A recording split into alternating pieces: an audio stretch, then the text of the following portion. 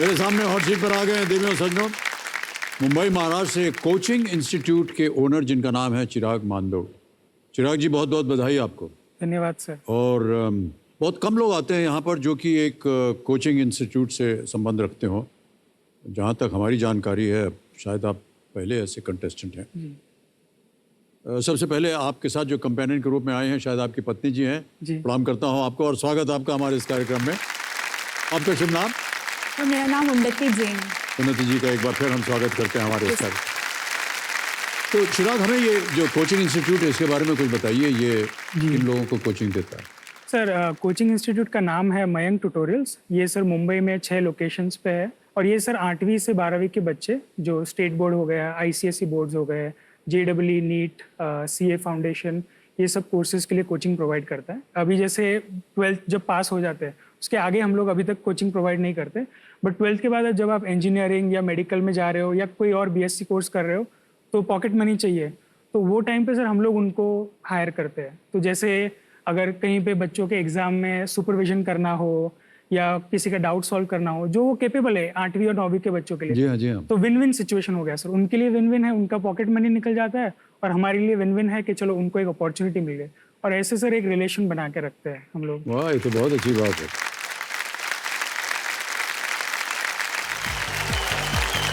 आपको और पत्नी जी को फिल्में वगैरह देखने का वक्त मिलता है कि नहीं? जी लॉकडाउन की बात की तो हमें लग रहा है कि शायद समय मिल जाता होगा। फिल्में देखने का वक्त तो मिलता है सर। टेस्ट दोनों का बहुत अलग है वैसे। अच्छा जी सर मुझे सर बायोपिक हो गई, इंटरनेशनल डॉक्यूमेंट्री ज़्यादा पसंद है और उनको थोड़े इमोशनल, हम आपके कौन, थोड़ा बॉलीवुड मसाला ज़्यादा पसंद है। तो वहाँ पे थोड़ा सा क्लैश होता है, बस उसके अलावा। जी सर। सर तो क्या करते हैं? और 2 अलग अलग टीवी लिया हुआ अलग अलग कमरों में? नहीं सर, वो ऐसे नहीं होता है। ऐसे उससे सर ब्राउनी पॉइंट्स नहीं मिलते सर। तो एक साथ क्या करने में अच्छा लगता है आप दोनों को? सर 2019 के पहले एक चीज़ बताना, 2019 के पहले सर मैं यूनाइटेड स्टेट्स में था, डेटा साइंस फील्ड में काम कर रहा था मैं 2019 तक। तो वहाँ पे हम दोनों साथ में वहाँ पे रहते थे। तो वहाँ पे सर हम लोग एडवेंचर एक्टिविटीज़ बहुत करते थे, बहुत इजीली सब कुछ रीचेबल था। जैसे मैं जहाँ रहता था वहाँ पे इंडियाना ड्यून्स थे, तो वहाँ पे हाइकिंग करने जाते थे हम लोग, कायाकिंग करने जाते थे। वहाँ पे बाजू में एक रिवर था, न्यू हैम्पशायर करके वॉशिंगटन था न्यूयॉर्क के ऊपर, तो वहाँ पे हम लोग ट्रैकिंग करने गए, कोलोराडो ट्रैकिंग करने गए, हम लोग केंटकी सर बंजी जंपिंग करने गए। यही सब चीज़ें हैं जो सर वो ऐसा फील करवाती है कि यू आर अलाइव। तो इसके लिए वो चीज़ें करने में सर, ट्रैकिंग में, हाइकिंग में, वो एक पुश करना खुद को फिजिकली, जी, तो वो बहुत अच्छा लगता है सर। भारतवर्ष में और कई जगह गए आप? सर उत्तराखंड गए थे, वहाँ पे ट्रैकिंग किया था, बट अनफॉर्चुनेटली ज़्यादा मैं एक्सप्लोर नहीं कर पाया इंडिया। बट फॉर्चुनेटली अब मेरे पास मौका है, ज़्यादा से ज़्यादा मैं एक्सप्लोर करूँ। नॉर्थ में जाने से मेरा ड्रीम है सर एवरेस्ट बेस कैंप। जी, जो मुझे लगता है जो हो सकता है मुझसे, बस उनकी परमिशन चाहिए सर। आप उनसे बोल दो, क्योंकि वो मेरे को जाने नहीं देगी शायद। दे दीजिए ना इनको।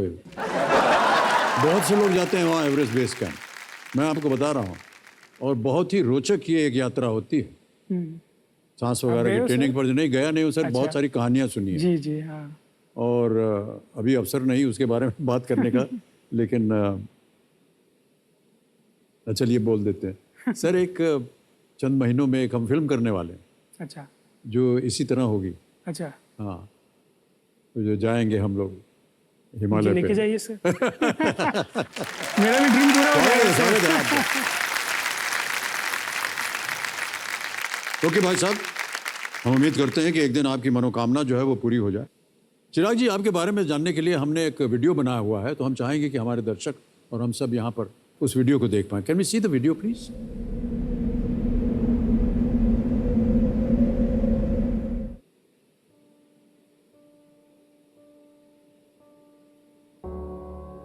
अगस्त 2013 में मैं स्टोनी ब्रुक यूनिवर्सिटी न्यूयॉर्क में मास्टर्स ऑफ कंप्यूटर साइंस के लिए गया। दिसंबर 2014 में मैंने इंटर्नशिप की थी, पहले एनालिटिक्स करके कंपनी थी। मेरा रोल था एज अ डेटा साइंटिस्ट। 3 साल के अंदर 2018 तक तो मुझे डायरेक्टर ऑफ डेटा साइंस भी बना दिया था। और वही टाइम पे मुझे मेरी वाइफ उन्नति भी मिली। तो वो जो पीरियड था मतलब unforgettable and best time of my life है वो। 22 सितंबर 2019 में मेरे कज़न रहते हैं यूएस में, तो उनका मुझे कॉल आया। उन्होंने मुझे बताया कि मेरे छोटे भाई का मर्डर हुआ। तो जब यहाँ पे आए तो ओबियसली ऐसा माहौल था, मॉम डैड को सपोर्ट करना था तो वो किया। ब्रदर के नाम पे ही कोचिंग इंस्टीट्यूट था, मयंक ट्यूटोरियल्स।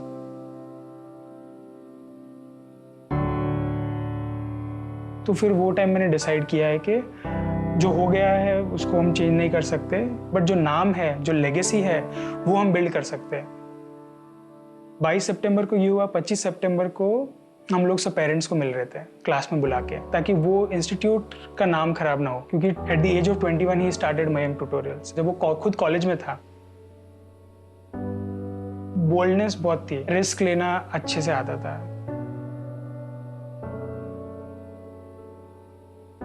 मयंक गया तब हमको बहुत दुख हुआ था, लेकिन ये आ गए वापस तो हमने सोचा कि घर पे खुशी आ गई। और तो केबीसी में आने का सबसे बड़ा गोल यही है, एक लेगेसी और एक नाम क्रिएट करना है। उसके अलावा इस मयंक फाउंडेशन चालू करना है। मुझे अलग टाइप के कोर्सेज इंट्रोड्यूस करने हैं, प्रैक्टिकल लर्निंग, जो हमारे एजुकेशन सिस्टम में फिलहाल नहीं है। तो शायद इस फाउंडेशन के थ्रू हम ऐसे बहुत सारे मयंक जनरेट कर सकते हैं जो खुद सक्सेसफुल होंगे और हमारे देश के लिए भी बहुत ही हेल्पफुल होंगे।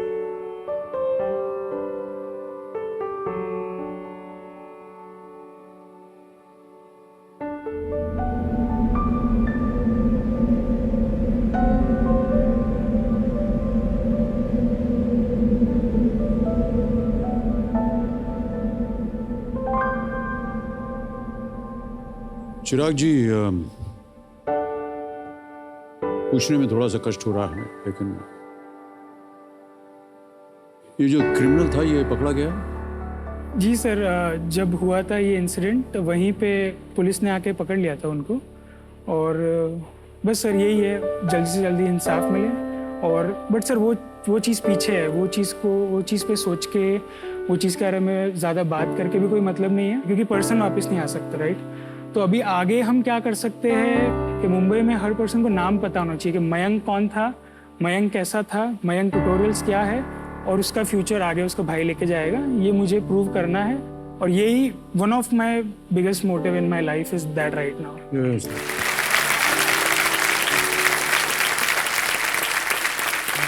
जाहिर है कि आप अपने भाई के साथ बहुत ही नज़दीक थे, और इसी वजह से आपने उनकी याद में उन्हीं के नाम से ये इंस्टीट्यूट खोला है।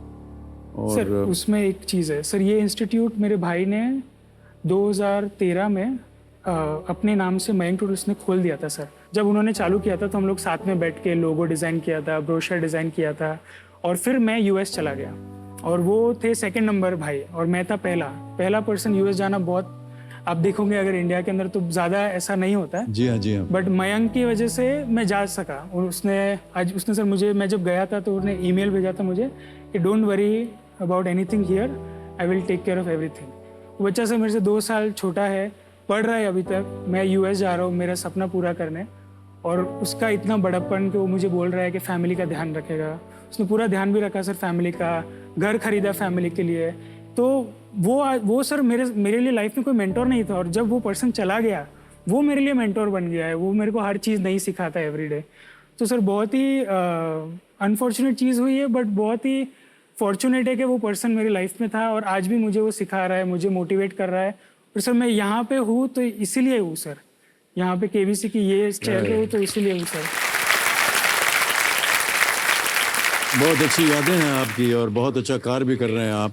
बहुत कम लोग हैं जो आपने कहा कि आप वहाँ डेटा एनालिसिस में काम कर रहे थे। डेटा जो है वो तो भविष्य आजकल माना जाता है, और उसे छोड़ करके आना यहाँ सब बहुत एक बड़े दिल की बात चाहिए इसमें। बहुत बहुत बधाई आपको चिराग जी। ऑलराइट, आप जब मेरा नाम ले रहे हो तो बहुत ही अच्छा फील हो रहा है, क्योंकि बहुत टाइम से ऐसे इमेजिन करते हो आप टीवी के सामने कि अरे आपका नाम कभी आ सकता है कि नहीं, वैसा।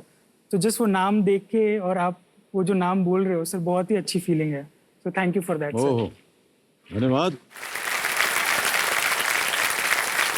बहुत कम कंटेस्टेंट्स आते हैं और इस तरह की बात करते हैं। नाम जो है सर अपने आप में एक प्रबल चीज़ होती है, उसका अपना महत्व होता है। और सही कहा आपने कि कभी कभी टीवी पे सुनना या अखबार में देखने में अपना नाम अखबार में आ जाए तो हम लोग तो जब कॉलेज वगैरह निकलने के बाद जब कलकत्ते में हम नौकरी कर रहे थे तो थिएटर वगैरह करते थे छोटा मोटा, तो उसका रिव्यू जो होता था ना थिएटर का, जी एक बहुत ही महत्वपूर्ण पेपर था द स्टेट्समैन। तो उसका जो रिव्यू होता था उसे पढ़ने के लिए हम लोग बहुत उत्सुक रहते थे, रात भर जागे रहते थे, पता नहीं क्या लिखेगा क्या होगा। और वहीं उनका जो बिल्डिंग थी उसके बाहर बैठे रहते थे, जैसे ही पेपर छप के निकला सब लोग झपकते थे, देखो भाई क्या हुआ। जी और उसमें जब नाम आ जाता था ना अपना, जी बड़ी प्रसन्नता होती। जी तो सर। बिल्कुल मैं समझ सकता हूँ। चलिए अब खेल की ओर ध्यान देते हैं चिराग। 11वां प्रश्न 6,40,000 रुपए। चिराग जी आपके स्क्रीन के ऊपर ये रहा।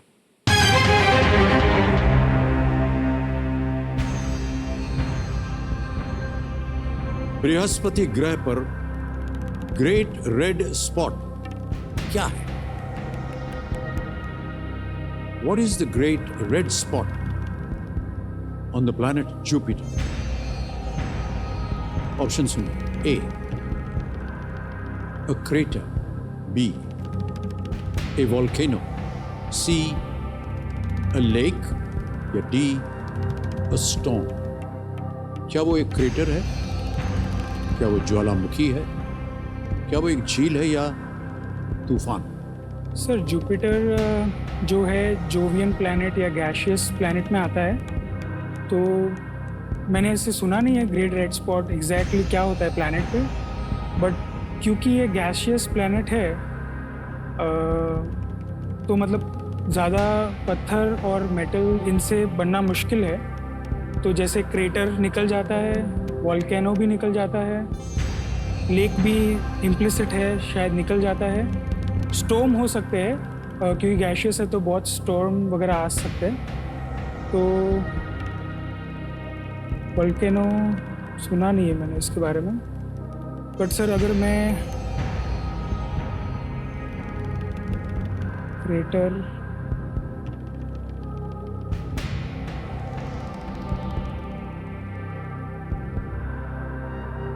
वोल्केनो सर डी स्टॉर्म को कंफर्म कर दीजिए। तूफान। जी सर। डी से स्टॉर्म। जी सर। राइट, निर्णय ले लिया है। बहुत सारा इन्होंने व्याख्या भी दी है कि कैसे इस निर्णय पर पहुंचे हैं। तो मेरा महाशय डी ए स्टॉर्म पे ताला लगाया जाए।